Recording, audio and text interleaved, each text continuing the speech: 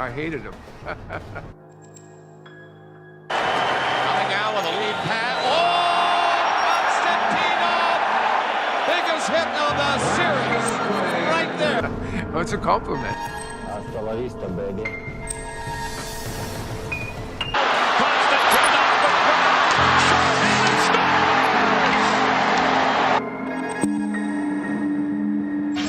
Vladimir Konstantinov. And that is the face of one of the true gladiators in this sport of hockey.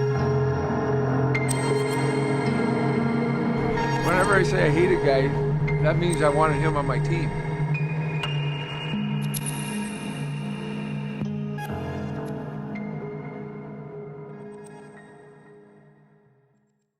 This is a story that speaks to the unpredictable nature of both life and sport, a powerful reminder to live in the moment because tomorrow is never promised. This is the story of Vladimir Konstantinov, arguably the biggest what-if in NHL history. From the frozen rinks of Russia to the heart of the Detroit Red Wings' legendary Russian Five, Konstantinov's journey is one of resilience, sacrifice, and ultimately heartbreak. Drafted 221st overall in the 11th round of the 1989 NHL Draft, Vladdy's path to North America was anything but easy. The Cold War was still casting its shadow, and with it came towering obstacles, which included a mandatory 25-year service to the Soviet Red Army. At the time, the idea of Russian players being allowed to leave and play in the NHL was a political tightrope. The Soviets were hesitant to let their top talent come across the ocean, and in some ways the hesitation still lingers today. But the Red Wings were determined they had to have this kid. From the moment they saw him play, they knew Vladimir Konstantinov wasn't just another name on a draft board. He wasn't the biggest player on the ice, not by a long shot, but you'd never know it by the way he played.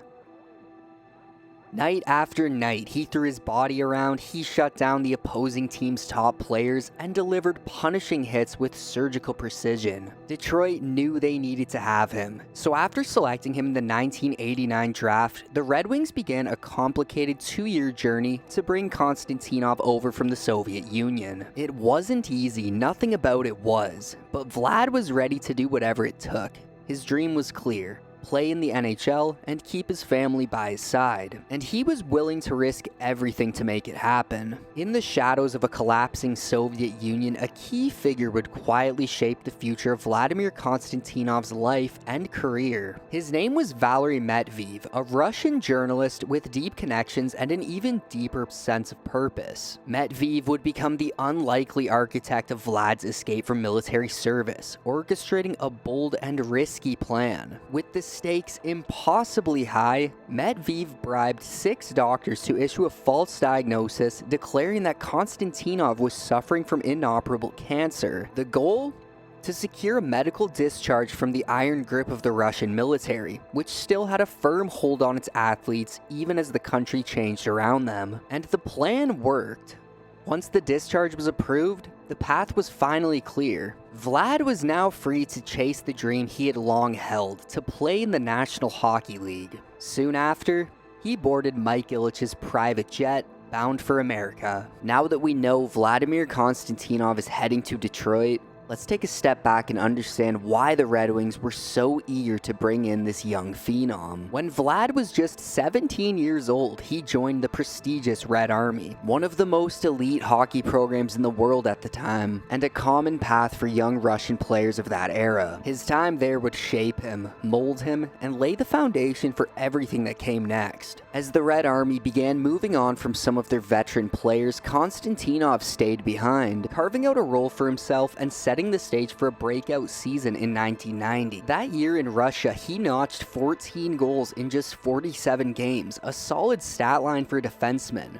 But to the Red Wings, the offense was just a bonus. You see, Konstantinov was already turning heads for a different reason. His defensive play was just unreal. He was elite, and for a brief period of time, one of the best shutdown defensemen in the world. And despite standing at only 5'11" and weighing 185 pounds, he hit like a wrecking ball. Ferocious, relentless, unafraid. They called him Vlad the Impaler. Some called him the Vladinator. Whatever the name, his presence on the ice was impossible to ignore. Paraphrasing what Vlad once said, he didn't need to score the goals himself. He just needed opponents to start worrying about him and forget about scoring theirs. But it wasn't just his play with the Red Army that caught Detroit's attention.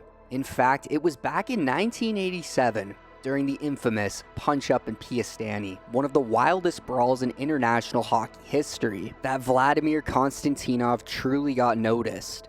And the Red Wings never forgot his name after that. Years later, Konstantinov would become a key part of one of the most iconic lineups in NHL history, the Russian Five. Alongside fellow countrymen Slavoj Fetisov, Igor Larionov, Sergei Fedorov, and Slavoj Kozlov, Konstantinov helped form the first ever all-Russian unit in NHL history. From the moment he stepped onto NHL ice, Vladimir Konstantinov made it clear he was ready for the big leagues. In his very first season, he established himself as a physical presence, racking up 172 penalty minutes over 79 games. But don't mistake that for recklessness. He wasn't dirty, far from it. Konstantinov played with an edge, not malice. He was the kind of player who would sacrifice everything to win. A warrior, molded by a grittier, tougher era of hockey. His rookie season earned him a spot on the NHL All-Rookie team, and he never looked back. But Vlad's impact would stretch far beyond just the regular season. In 1995, he played a pivotal role in helping the Red Wings reach the Stanley Cup final against the New Jersey Devils. One of his most unforgettable moments came in the Western Conference Final. He buried a clutch double overtime winner against Chicago, helping Detroit close out the series in just 5 games. And while the Red Wings ultimately fell short of claiming the cup that year,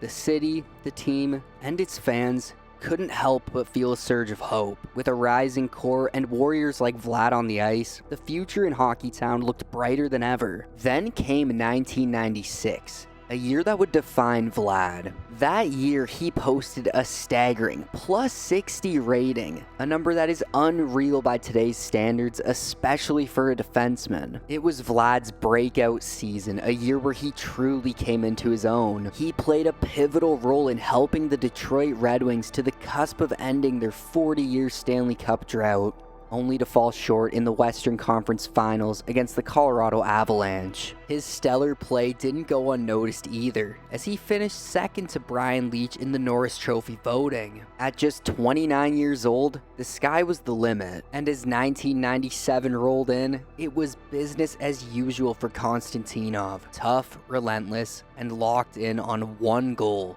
winning it all. The Red Wings were back. Another dominant season had carried them all the way back to the Stanley Cup final. Their opponents, the hard-hitting Philadelphia Flyers, led by the Legion of Doom line. But Detroit had a weapon of their own. Konstantinov went toe-to-toe with the Flyers' most dangerous players, fearlessly, relentlessly refusing to back down. For a man who had risked everything to just make it to the NHL, who had clawed his way into the league with dreams of one day reaching hockey's peak, this was the summit. His name would soon be etched into the Stanley Cup, securing his place in hockey immortality.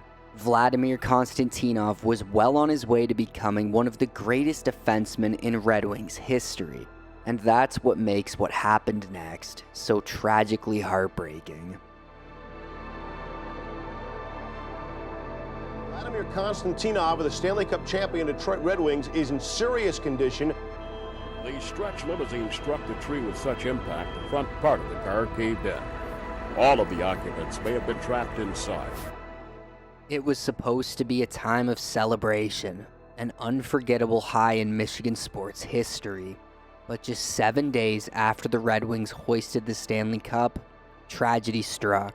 On Friday the 13th, at around 9:30 p.m., Birmingham police received a report of a single vehicle crash on Woodward Avenue. What had been one of the greatest weeks in Michigan sports was about to turn into one of its darkest chapters. In the wreckage of a white stretch limousine were Russian defenseman Vladimir Konstantinov, Slavoj Fetisov, along with team masseur Sergei Mastikhanov. The three had been returning from a team golf outing. The limo had veered off the southbound lane, slammed into a tree, and crumbled on impact. Konstantinov, just 30 years old, and Mastikhanov were left in critical condition, both suffering massive head trauma. Thankfully, Fetisov was in fair condition, nursing a bruised lung and chest injuries.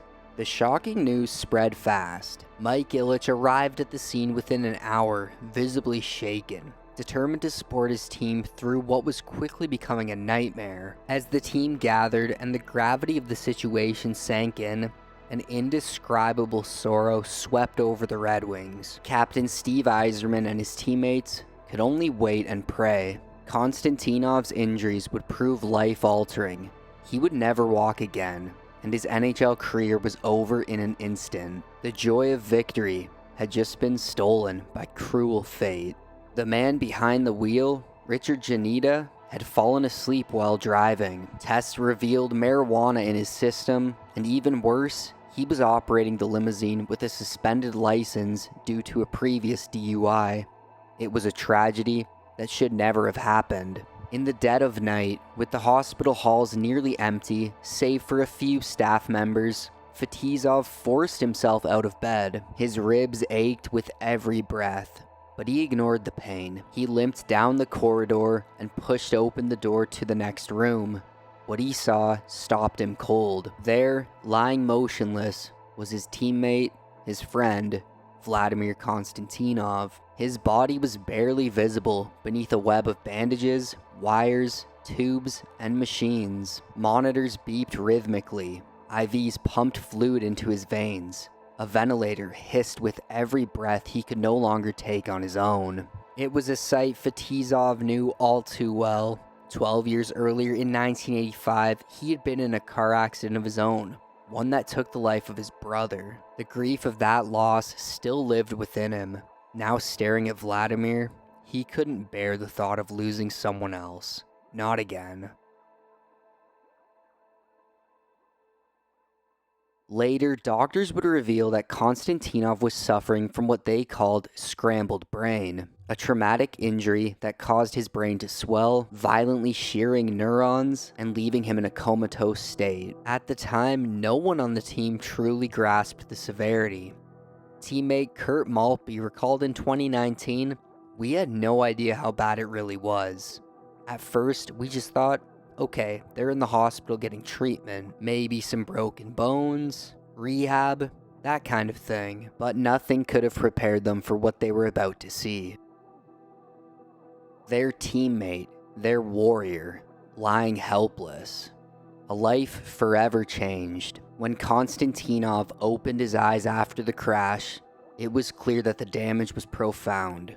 His mind forever altered by injury. What followed was a grueling journey marked by small victories and stubborn setbacks. Speech that came haltingly, steps taken with painstaking effort. Yet even in a wheelchair, his spirit shone brightest in the roar of the crowd when he rolled into Joe Louis Arena for Red Wings games and team ceremonies. That very next season, Detroit rallied around him. On the ice, the players skated with a fierce determination that mirrored Konstantinov's own courage. Though he could no longer don a jersey, his presence seemed to infuse the team with an almost supernatural resolve. When the horn sounded on another Stanley Cup triumph, Commissioner Gary Bettman bestowed an extraordinary honor. Vladimir Konstantinov's name would be engraved on the Stanley Cup alongside his teammates. The moment Steve Yzerman hoisted the cup, he and the rest of the Red Wings made sure to celebrate with Vladdy. His eyes lit up with pride. To the hockey world, it was more than a comeback.